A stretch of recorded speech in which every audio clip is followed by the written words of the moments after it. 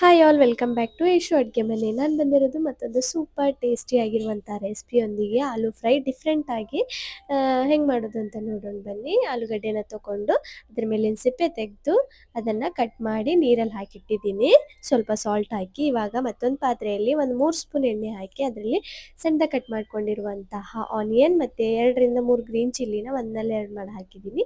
ನಾನು ಈ ಥರ ಕಟ್ ಮಾಡ್ಕೊಂಡಿದ್ದೀನಿ ಆಲೂಗಡ್ಡೆನ. ಈ ಥರ ಕಟ್ ಮಾಡಿಕೊಂಡು ಇವಾಗ ನಾವು ಸ್ವಲ್ಪನೇ ಫ್ರೈ ಮಾಡಬೇಕು ಆನಿಯನ್. ಅದು ಫ್ರೈ ಆದಮೇಲೆ ಇವಾಗ ನಾವು ಕಟ್ ಮಾಡ್ಕೊಂಡಿರುವಂಥ ಆಲೂಗಡ್ಡೆನ ಎಲ್ಲನೂ ಸೇರಿಸ್ಕೊಂಡು ಚೆನ್ನಾಗಿ ಸ್ಪ್ರೆಡ್ ಮಾಡಬೇಕು. ಸ್ಪ್ರೆಡ್ ಮಾಡಿದ ಮೇಲೆ ಇವಾಗ ನಾವು ಉಳಿದಿರುವಂತಹ ಆನಿಯನ್ ಕೂಡ ಅದನ್ನು ಚೆನ್ನಾಗಿ ಸ್ಪ್ರೆಡ್ ಮಾಡಿ ಹಾಕಬೇಕು. ಹಾಕಿ ಒಂದು ಕಡೆ ಬೇಯಿಸಿದ ಮೇಲೆ ಮತ್ತೊಂದು ಕಡೆ ಟರ್ನ್ ಮಾಡ್ಕೋಬೇಕು.